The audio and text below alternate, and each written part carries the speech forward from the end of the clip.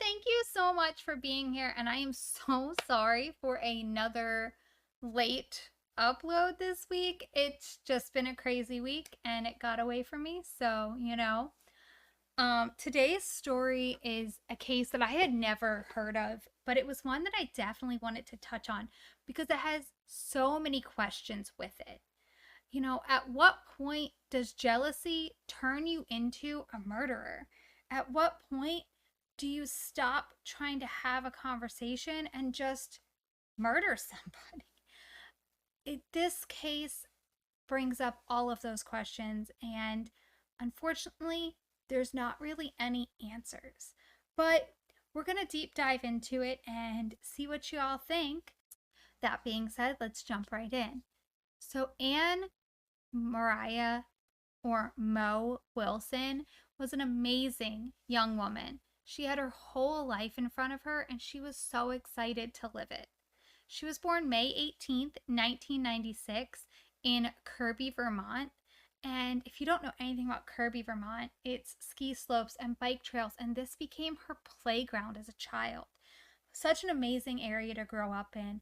And her family was made up of Olympians. She was an aspiring Olympian herself, and she attended Burke Mountain Academy, where she focused on skiing.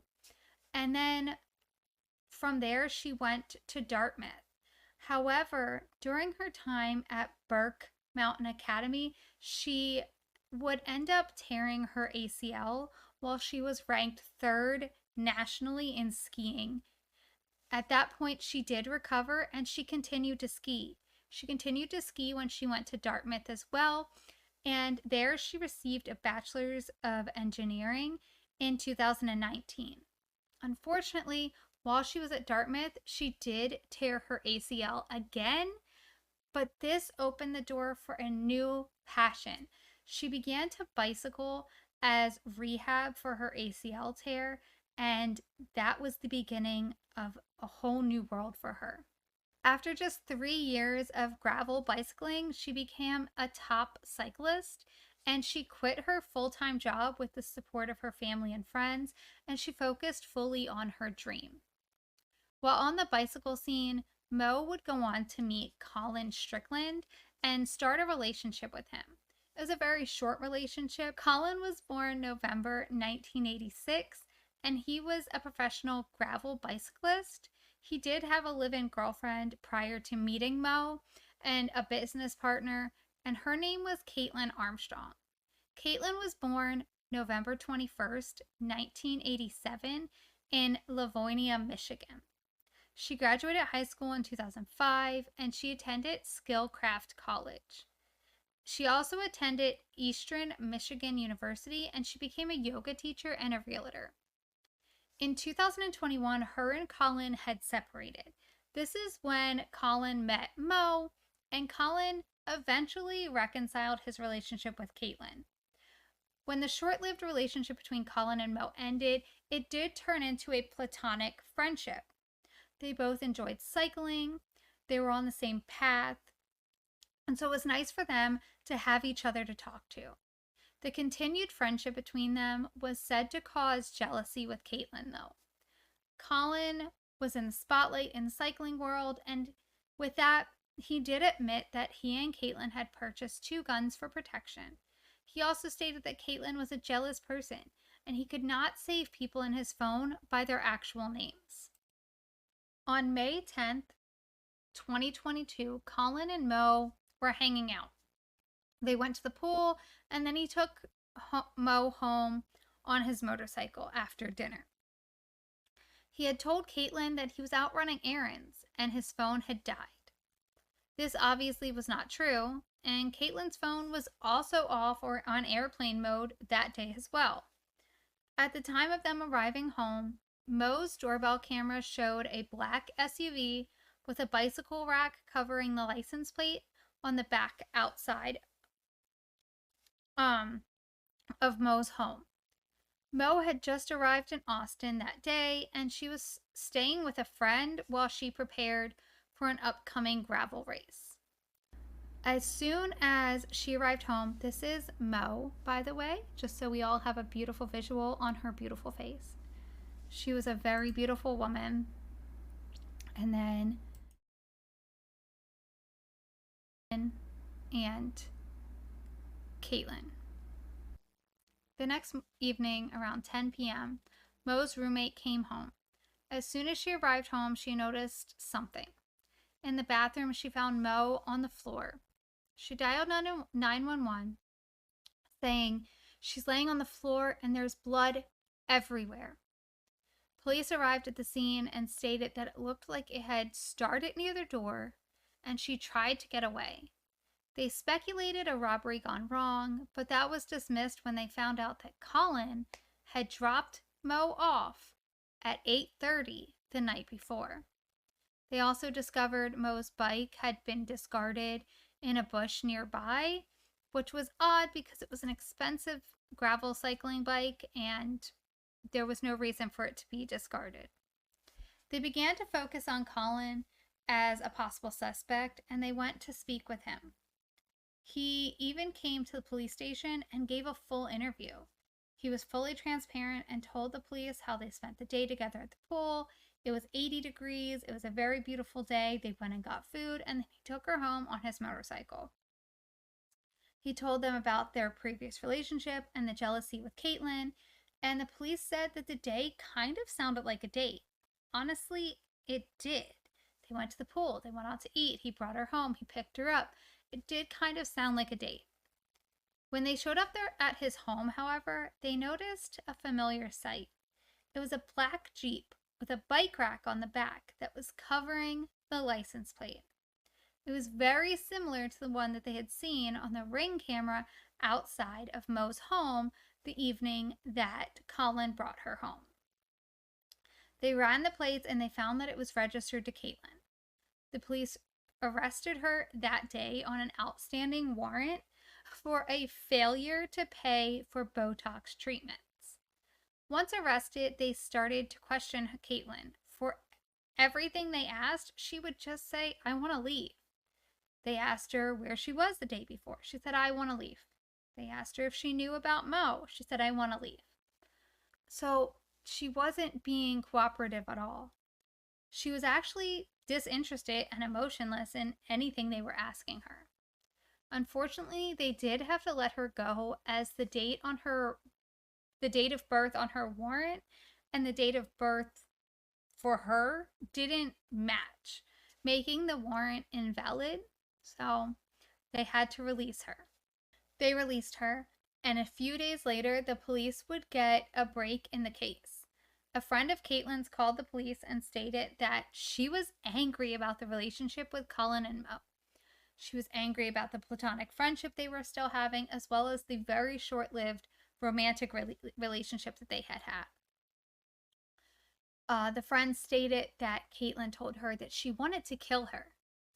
This allowed the police to put out a warrant for Kaitlin, and this may have been in vain though, because when they went to go get her, she was gone.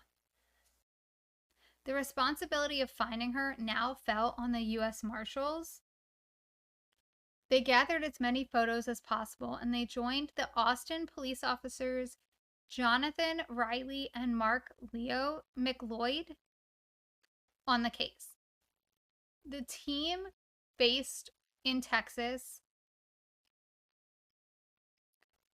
they gathered as much photos as possible and they joined Austin police officers Jonathan Riley and Mark McLeod on the case. The team based in Texas was known as the Lone Star Fugitive Task Force. They looked into the family and found that her sister lived in upstate New York. She did state that Kaitlin had come to see her, but that she left.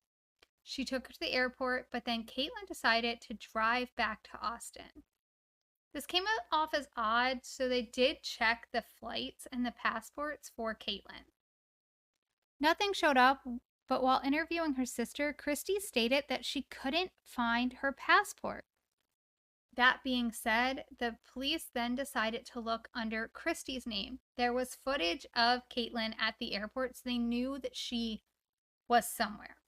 So they looked under Christy's name and found that a one-way ticket had been booked to Costa Rica. They came to the conclusion that this was in fact Kaitlin and not Christy. Kaitlin arrived, but she didn't stay in San Jose long, and she bounced from hotel to hotel. Apparently, there are a lot of them in Costa Rica. They did end up getting a lead from cold calling businesses in the area. It took 3 calls to this particular company before they would even speak with them. The U.S. Marshals would call and they'd say, "Hello, this is the U.S. Marshals," and the man on the other end of the line would say, "I'm not interested," and he hung up. He did this twice, and then on the 3rd phone call, he finally let them speak. He was sent a picture of Kaitlin, and he identified her as Beth. But he stated that she has brown, short hair instead of long, red hair. She had met this businessman at a yoga class, and she was living her life in plain sight with multiple